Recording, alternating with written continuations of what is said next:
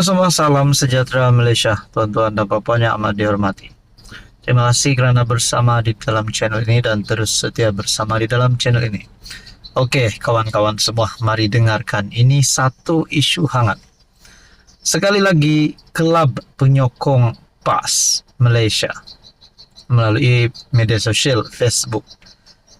Di dalam artikel ini disebut, polis telah menerima laporan dan sedang menjalankan siasatan berhubung satu hantaran Facebook kelab penyokong PAS Malaysia yang mengaitkan pemangku Sultan Johor Tunku Mahkota Ismail dalam tuduhan rasuah terhadap individu. Ini pasti satu perkara yang amat sensitif. Melalui artikel daripada Malaysia Kini, tuduh pengarah SPRM rasuah, polis siasat hantaran FB kaitkan TMJ. Ketua Polis Johor CP M. Kumar berkata hantaran itu mendakwa Tunku Mahkota Ismail mengatakan pengarah bahagian pencegahan pengubahan wang haram AML Suruhanjaya Pencegahan Rasuah Malaysia Datuk Muhammad Zamri Zainul Abidin meminta rasuah berjumlah RM20 juta daripada Qatar Holdings pada 28 Januari tahun lepas. Kumar berkata laporan berhubung dakwaan itu dibuat di Balai Polis Bandar Penawar, Kota Tinggi, kira-kira 4-5 minit petang semalam. Siasatan dijalankan oleh Unit Siasatan Jenayah Terkelas, Bahagian Pendakwaan Undang-Undang Jabatan Siasatan Jenayah Bukit Aman di bawah Seksyen 4 dalam kurungan 1 Akta Hasutan 1948 dan Seksyen 233 Akta Komunikasi dan Multimedia 1998. Kes masih di peringkat siasatan dan orang ramai dinasihatkan agar menjadi pengguna media sosial yang bijak dan tidak menggunakan platform tersebut dengan menyalahi undang-undang. Kumar berkata, hantaran bertajuk TMJ dah bersuara, takkan PMX masih senyap. Beliau berkata tindakan tegas akan dikenakan terhadap mana-mana pihak yang membuat hantaran, menularkan ataupun berkongsi maklumat berbaur hasutan, fitnah dan palsu, sehingga boleh menjejaskan ketenteraman awam serta keselamatan negara. Menteri Besar Johor Datuk On Hafiz Ghazi dilapor berkata, Johor melihat isu itu sebagai satu cubaan hasutan jahat dalam menjatuhkan institusi diraja dan kerajaan negeri telah membuat laporan polis berhubung perkara berkenaan. Jadi di sini dinyatakan polis menerima laporan dan sedang menjalankan siasatan berhubung satu hantaran Facebook kelab penyokong PAS Malaysia. Adakah dengan ini saudara-saudara, sekali lagi PAS dan penyokongnya akan dikecam ataupun PAS akan kehilangan pengundi sekiranya perkara ini benar-benar dibuktikan mereka bersalah kerana ini menyentuh berkaitan dengan isu 3R. Jadi saudara-saudara, apa komen anda berkaitan dengan ini? Sekian saja, teruskan bersama di dalam channel ini. Halo semua, salam sejahtera Malaysia, selamat datang ke channel Fels Lifestyle. Tuan-tuan dan puan, aku nak cakap sikit tentang Perhimpunan Anti Anwar. Adakah ini satu gerakan ataupun satu usaha yang sia-sia bagi mereka yang terlibat dengan perhimpunan itu? Saya mempersoalkan, adakah ini satu gerakan yang relevan ataupun satu gerakan yang sia-sia ataupun lebih kejam lagi disebut oleh beberapa pemerhati politik, ini satu tindakan yang bodoh. Nah, jadi saudara-saudara berkaitan dengan isu ini, aku dah cakap sebelum ini berkaitan dengan Himpunan Anti Anwar ini mungkin pandangan pribadi saja, satu perkara yang membuang masa, kerana buang masa, buang tenaga, buang duit untuk menyertai kempen ini. Nak jalan saja pun perlu minyak. Jadi saudara-saudara, bukankah perkara ini akan melibatkan polis?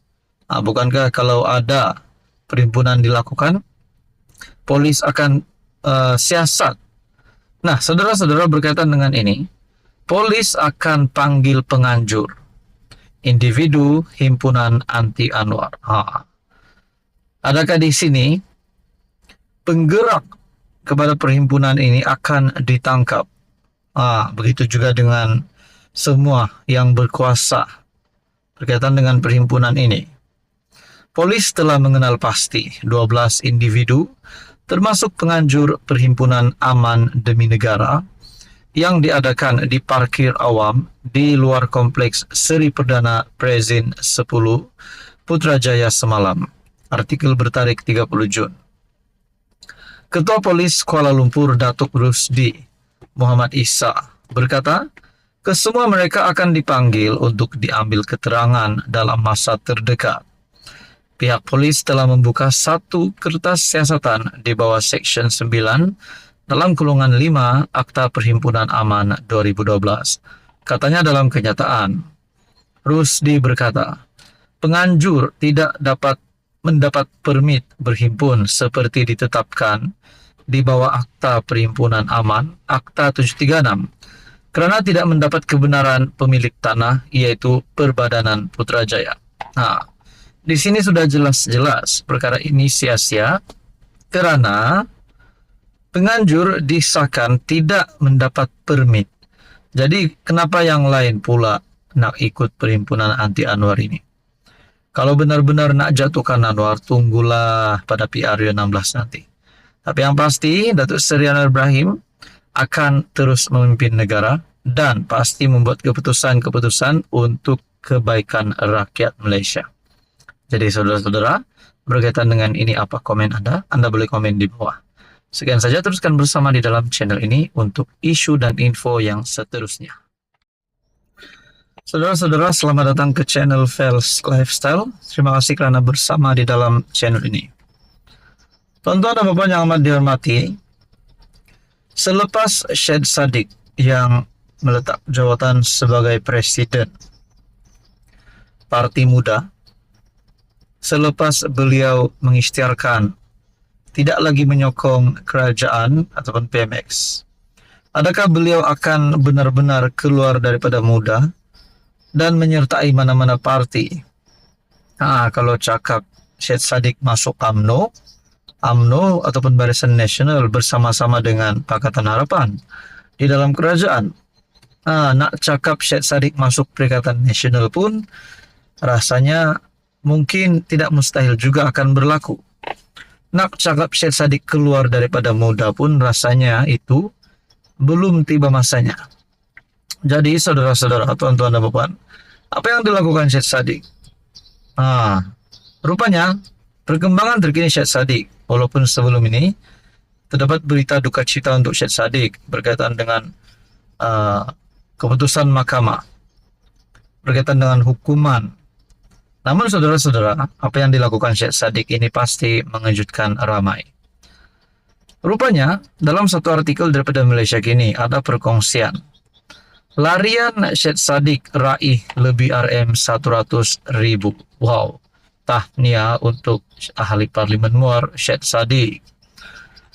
Ahli Parlimen Muar Syed Saddiq Syed Abdul Rahman telah menamatkan lebih separuh larian sejauh 200 km dari kawasan yang diwakilinya kebangunan parlimen di Kuala Lumpur.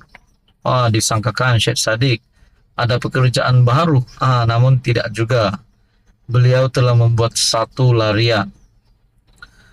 Memulakan lariannya pada Jumaat 28 Jun, Syed Saddiq tiba di Beranang, Selangor sekitar jam 11.45 pagi hari ini bertarik 30 Jun. Lebih kurang 80 km lagi sebelum saya sampai di Parlimen. Hari ini akan jadi lebih mencabar dari sebelum ini, katanya pada hantaran di X. Pegas Presiden Muda itu memulakan kempen Langkah Muar bagi membantah kegagalan kerajaan memperuntukkan dana ke kawasan ahli Parlimen Pembangkang. Syed Saddiq melahirkan kebimbangan terhadap kekurangan peruntukan bagi kawasan yang dikuasai pembangkang. Berkata kawasan wakil rakyat kerajaan menerima RM20 juta. Dia berkata tiada perkembangan mengenai isu itu walaupun usaha, termasuk pertemuan dengan timbalan Perdana Menteri dan beberapa surat telah diutus. Dalam pada itu, Syed Saddiq mengumumkan lariannya itu telah mengumpul dana RM101.000 dalam tempo kurang dari 48 jam. Saudara-saudara yang amat dihormati, adakah dengan ini Datuk Seri Anwar Ibrahim akan memberikan satu pintu yang terbuka untuk Syed Saddiq untuk kembali semula kepada kerajaan? Nah, jadi saya rasa itu keputusan terpulang kepada Syed Saddiq sendiri. Jadi dengan apa yang dilakukan Syed Saddiq ini, saya respect beliau.